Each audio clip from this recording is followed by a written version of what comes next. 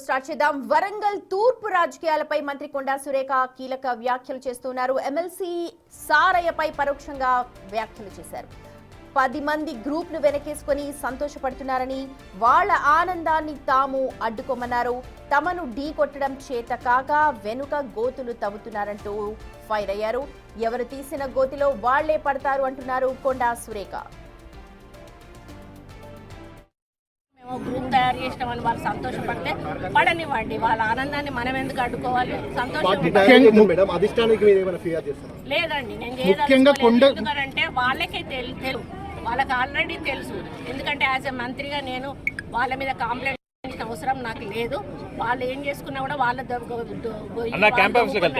ముఖ్యంగా టార్గెట్ చేయడం జరుగుతుంది. ప్లస్ మీ కొండ వర్గం వల్లనే కార్యకర్తలు అన్యాయం అయ్యని చెప్పి ఎవరు గట్టిగా ఉంటారో వాళ్ళ వెనకనే పడతారు. బలహీనులు అనేటోళ్ళు బలవంతులు వెనకాల పడతారు. దీన్ని బట్టి మీకు అర్థమయ్యేది ఏంటంటే కొండా దంపతులు బలవంతులు, వీళ్ళను ఢీకొనడం మా వల్ల కాదు కాబట్టి వెనకాల గోతులు దొబ్బే కార్యక్రమం చేస్తా ఉన్నారు. ఆ గోతులు వాళ్ళు చిన్న రాకపోయినా కాన్స్టిట్యున్సీ లో ఎక్కడా పనులు ఆగడం లేదు.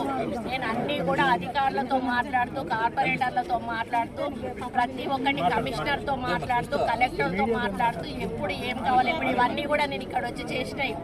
ఫోన్ల ద్వారా వాళ్ళకు పంపించి శాంక్షన్ చేపించి ఈరోజు కొబ్బరికాయ కొడుతున్నాము.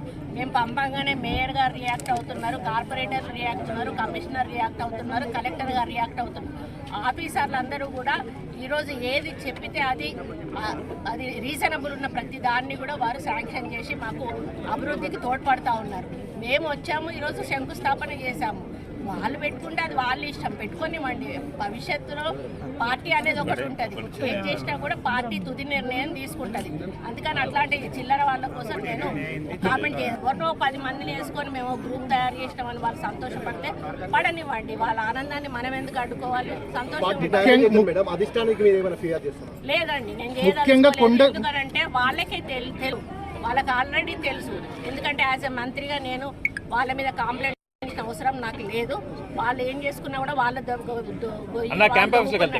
ముఖ్యంగా టార్గెట్ చేయడం జరుగుతుంది. ప్లస్ మీ కొండ వర్గం వల్లనే కార్యకర్త